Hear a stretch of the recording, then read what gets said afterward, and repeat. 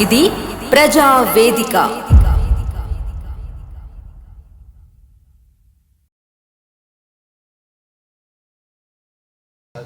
వరంగల్ తూర్పు జర్నలిస్ట్ ఐక్యత, వరంగల్ తూర్పు జర్నలిస్ట్ ఐక్యత, వరంగల్ తూర్పు జర్నలిస్ట్ ఐక్యత. సాధిద్దాం సాధిద్దాం సాధిద్దాం సాధిద్దాం సాధిద్దాం సాధిద్దాం. వరంగల్ తూర్పు జర్నలిస్ట్ ఐక్యత, వరంగల్ తూర్పు జర్నలిస్ట్ ఐక్యత, వరంగల్ తూర్పు జర్నలిస్ట్ ఐక్యత. ఇవ్వాలి ఇవ్వాలి ఇవ్వాలి ఇవ్వాలి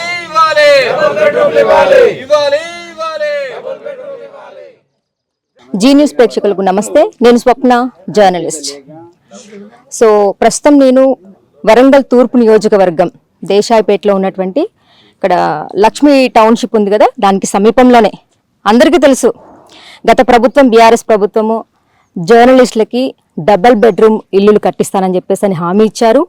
మన నన్నపనేని నరేందర్ కూడా 5 జర్నలిస్టులు గృహప్రవేశం కూడా చేశారు. సో మరి ఏమైందో ఏమో తెలియదు, అది అలాగే అయిపోయింది. సో ఎన్నికల కోడ్ వచ్చింది, అది అక్కడ క్లోజ్ అయిపోయింది. మళ్ళీ ఇప్పుడు కాంగ్రెస్ ప్రభుత్వం వచ్చింది. 100 రోజుల్లోనే అన్నీ చేస్తామన్నారు. 100 రోజులు దాటిపోయింది, ఇప్పటికీ ఎన్నెళ్ళు అవుతుంది అన్నది కూడా అందరికీ తెలుసు. మరి ఎందుకు ఈ జర్నలిస్టులు తెల్లారు లేస్తే అటు ప్రభుత్వానికి ప్రజలకి వారధిగా పనిచేసేవాడు ఒక జర్నలిస్ట్. మరి ఈ జర్నలిస్ట్ నిత్యం ఏం జరుగుతుంది, సమస్య ఏంటి, ప్రజల సమస్య ఏంటి, అసలు అధికారులు ఎలాంటివి తీసుకొస్తున్నారు ప్రజల దగ్గరికి, ఎలాంటి హామీలు ఇస్తున్నారు అనేది ప్రతి ఒక్కటి కూడా పేపర్లో రాస్తారు. మరి వీళ్ళే ప్రతి ఒక్క సమస్యను ఏముంది అనేది అటు ఇటు కూడా ప్రజలకు కానీ ప్రభుత్వానికి కానీ చేరవేసేదే జర్నలిస్టులు. అటువంటిది ఒక జర్నలిస్ట్ ఇలా ఎందుకు బయటకు వచ్చి నిరాహార దీక్ష చేయాల్సి వస్తుంది అనేది ఇక్కడ వీళ్ళని అడిగి తెలుసుకుందాం. నమస్తే సార్. నమస్తే అమ్మా. గత ప్రభుత్వం హయాంలో మాకు డబుల్ బెడ్రూమ్లు ఇస్తామని అప్పుడున్న బీఆర్ఎస్ ఎమ్మెల్యే గారు నన్నపనేని నరేందర్ గారు వారి ఆధ్వర్యంలో అందరికీ జర్నలిస్టులకు కంపల్సరీ డబుల్ బెడ్రూమ్లు ఇస్తానని వారు హామీ ఇచ్చారు. వారు నేతృత్వంలో ముందుకెళ్తూ వారు సాధ్యం ఉన్నంత వరకు డబుల్ బెడ్రూమ్లు అయితే కట్టించి ఎక్కడ లేని విధంగా ఇక్కడ ఉన్న జర్నలిస్టులకు వారు తోడ్పాటుగా ఇస్తానని తను చేసే కార్యక్రమం అయితే చేసి చివరి సమయం వచ్చే వరకు అప్పటికి ఎలక్షన్ల నోటిఫికేషన్లు వస్తున్నాయన్న హడావల్లో స్థానికంగా ఆ రోజు ఉన్న నేతల్ని అందరినీ పిలిపించుకొని మున్సిపల్ శాఖ మంత్రివర్యులు కేటీఆర్ గారిని కూడా పిలిపించడం జరిపించింది. వారి నేతృత్వంలో వారు ఇక్కడ 6 జర్నలిస్టులకు మాత్రం అయితే ఇచ్చారు. కానీ ఇచ్చిన వెంటనే ప్రొసీడింగ్ లెటర్ అయితే ఇవ్వలేదు. ఆ ప్రొసీడింగ్ లెటర్ ఇచ్చినట్టయితే ఈ రోజున్న జర్నలిస్టులకు అందరికీ కూడా డబుల్ బెడ్రూమ్లు వస్తాయని మేము అనుకుంటున్నాను. అప్పుడు ఉన్న కాలపరిమితి కూడా అప్పటికి ఎలక్షన్ల నోటిఫికేషన్ రావడం, వారి తొలిగతిలో వాళ్ళు ఎలక్షన్లకు వెళ్ళడం జరిగింది. తర్వాత తదుపరి ఇప్పుడు వచ్చిన కాంగ్రెస్ ప్రభుత్వం కూడా ప్రజల పాలన అని వాళ్ళు ముందడికి వచ్చారు.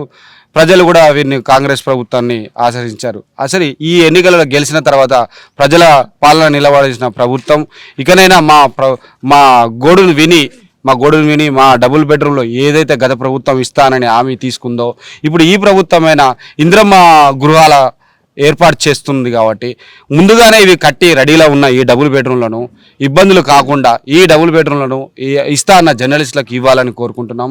ఇంకోటి ఏదైతే ఇప్పుడు ఉన్న పరిస్థితుల్లో కోర్టు అదోటి ఇదోటి చెప్తుంది అని చెప్తున్నారు రాజకీయ నాయకులైతే. అయితే మేము అంటున్నాం ఏది ఏమైనా కూడా ఇప్పుడున్న పరిస్థితుల్లో బీపీఎల్ కింద కానీ బిలో ప్రాపర్టీ కింద కానీ ఇప్పుడు ఇంద్రమ్మ ఇండ్ల కింద కానీ మేము అప్లై చేస్తున్నాం కాబట్టి ఖచ్చితంగా ముందుగా ప్రాధాన్యత ఇచ్చి జర్నలిస్టులకు డబుల్ బెడ్రూమ్లు ఇవ్వాలని స్థానిక మంత్రి అయిన మా ఎమ్మెల్యే గారైన కొండ సురేఖ గారు మంత్రి గారికి విన్నపం చేసుకుంటున్నాం. ఖచ్చితంగా మా జర్నలిస్టుల గోడు విని ఈ డబుల్ బెడ్రూమ్లు ఇవ్వాలని మేము కోరుకుంటున్నాం. సో ఇప్పుడు మన నన్నపనేని నరేందర్ గారు తీసుకొచ్చినప్పుడు అంటే జీవో తీసుకురాలేదు, ఈ జర్నలిస్టుల కోసమే ఇల్లులు కట్టారు అని చెప్పేసి అన్నారు. నిజంగా ఇది జర్నలిస్టుల కోసమే కట్టారా, లేదంటే కనుక బీపీఎల్ కిందనే ఇద్దామనేసి అనుకున్నారా?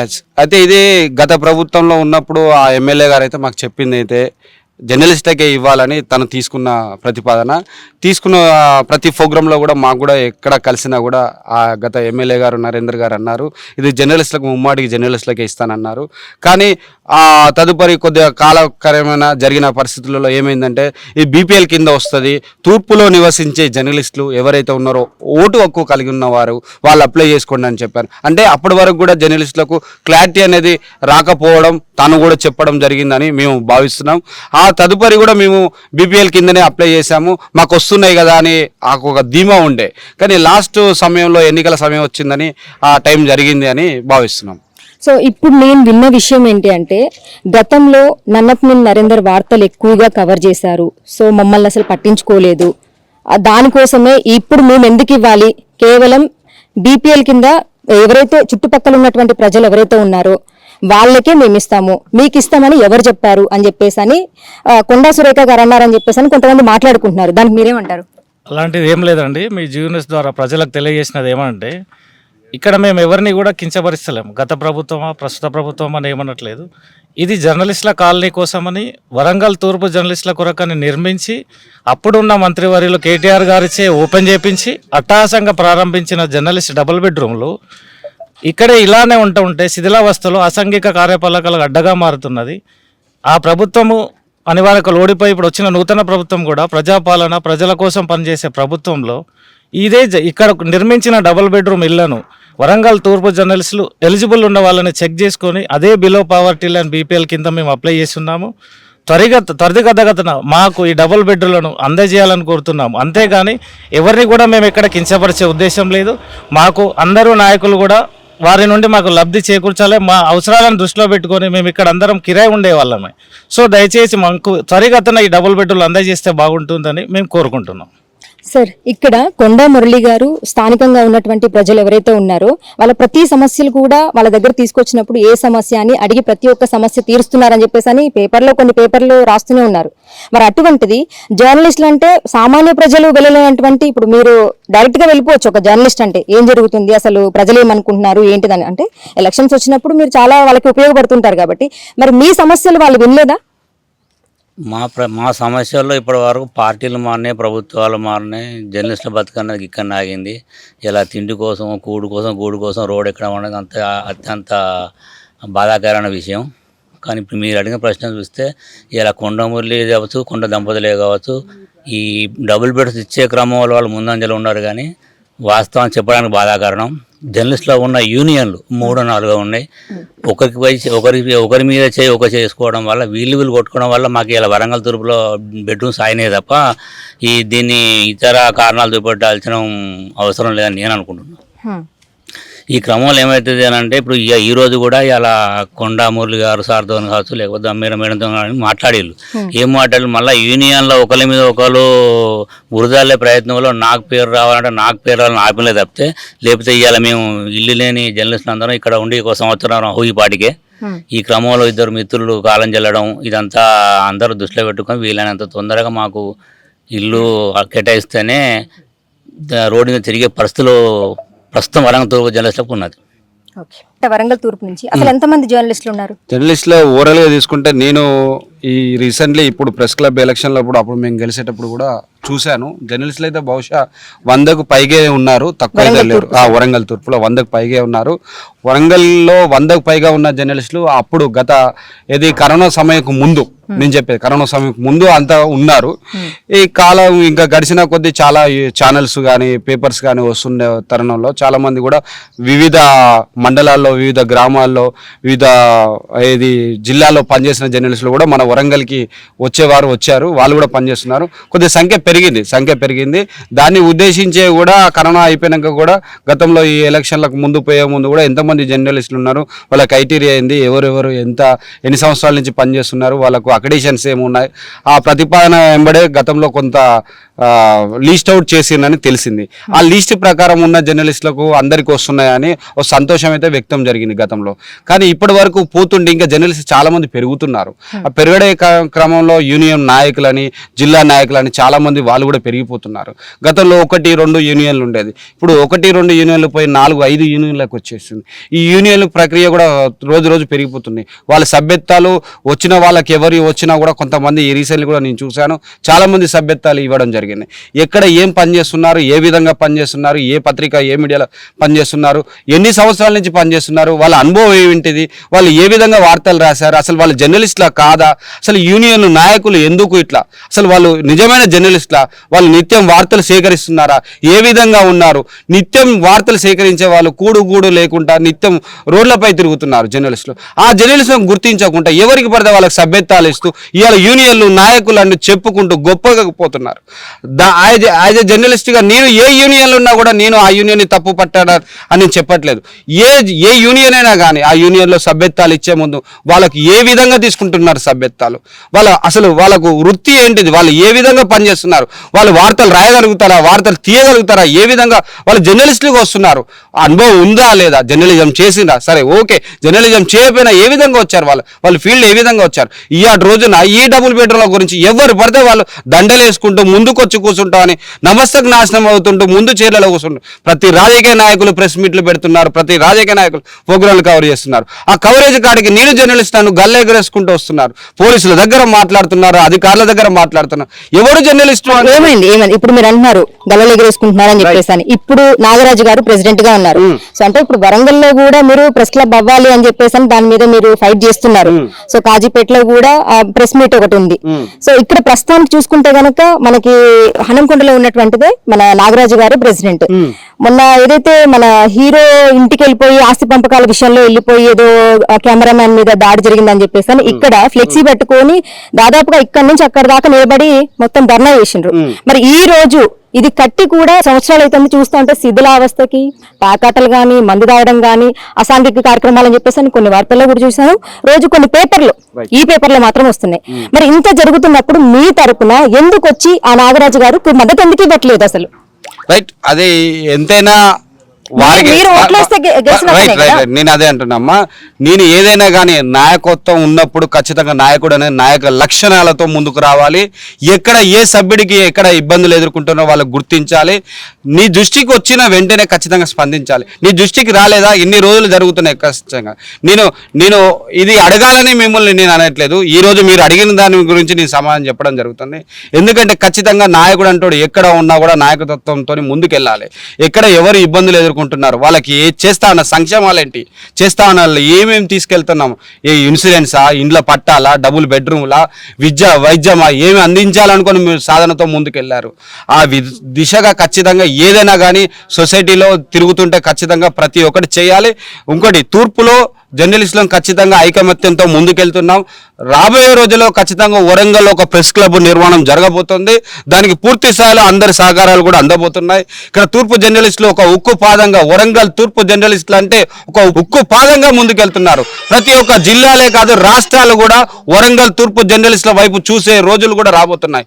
ఈ రోజు అదే నిదర్శనంగా ముందుకు వస్తున్నాం. డబుల్ బెడ్రూమ్లో ముందుకు వచ్చాము. డబుల్ బెడ్రూమ్ ఖచ్చితంగా సాధించుకుంటాం. ఇవి సాధించుకున్నాక ఇక్కడ ఉండే ప్రజలకు కూడా రాబోయే రోజుల్లో దూపగుల్లో కూడా డబుల్ బెడ్రూమ్లు ఉన్నాయి, వాళ్ళకు కూడా రావాలని కూడా కొట్లాడే వార్తలు కూడా రాస్తామని చెప్తున్నాం. ఇక్కడ 150 మంది దాకా 150 మంది ఎవరు మాట్లాడారు? మీ సమస్య గురించి మీరు మాట్లాడకపోతే ఇలా సార్. ఇక 150 మంది దాకా ఉన్నారు జర్నలిస్టులు అన్నారు. మరి ఇక్కడ చూస్తేనేమో ఒక వేల మీద లెక్క పెట్టొచ్చు. సో దేనికని అందరూ సంఘీభావం తెలపట్లేదా మీకు? లేదంటే కనుక యూనిటీ నిజంగా చాలా వార్తలు చదివినప్పుడు అసలు ఎవరికి యూనిటీ అనేది లేదు, ఐకమత్యం లేకపోవడమే ప్రధాన కారణం. ఇదంతా ఇలా ఎవరికి ఇష్టం వచ్చినట్లు వాళ్ళు సీనియర్స్ కి కంపల్సరీ చెప్పాలి ఏం చేసినా అనేది. ఇప్పుడు కడుపు నిండుకున్నోడికి అవసరం లేదు. ఎవరికైతే కూడు గూడు గుడ్డ లేని వాళ్ళు మీరు అన్నట్టు మీరు నినాదం ఏదైతే చేస్తున్నారో సో దాని ప్రకారంగా లేనివాడే వస్తాడు నిరాహార దీక్ష చేయడానికి. ఉన్నవాడికి అవసరం లేదు, సంపాదించుకొని పక్కన ఉన్నారు. మరి ఇక్కడ ఇంత తక్కువ మంది ఉన్నారు దేనికని? అంటే దాన్ని కూడా వాళ్ళని తప్పు పట్టడానికి వీలు లేదు. ఎందుకంటే వాళ్ళ బాధ్యతలు కూడా ఉంటాయి కదా. అంటే పత్రికా పరంగా గానీ సరే లోపల ఐకమత్యం లేకపోయినా గానీ ఇలా ఏదైనా సమస్య వచ్చినప్పుడు ప్రభుత్వ పరంగా వచ్చి కూర్చొని వాళ్ళ వంతు నిరసన అయితే తెలపాలి కదా. అది వాస్తవం. మొదటి రోజు అందరూ వచ్చారు, దాదాపుగా 80 మంది వచ్చారు.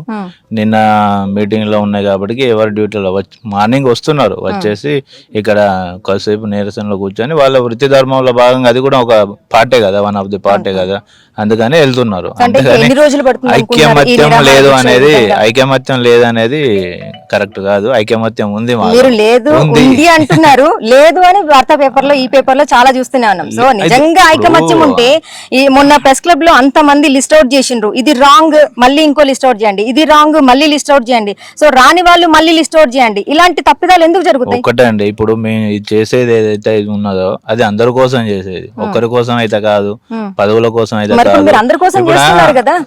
వచ్చిన వాళ్ళే మాతోటి వచ్చిన వాళ్ళే, మాతోటి ఎవరు వస్తే వాళ్ళే, రేపు వాళ్ళందరి ఫలాలు వస్తే కోసం మాత్రం అందరూ అనుభవిస్తారు. తిననియండి. కానీ ఎవరైతే కొట్లాడతారో వాళ్ళదైతే పేరైతే ఉంటుంది కదా, దానికోసం మేము కొట్లాడతాం తప్పే ఒక పదవి రావాలనో లేకపోతే పార్టీలకు ఇది కావాలన్న ఉద్దేశంతో అయితే కాదు.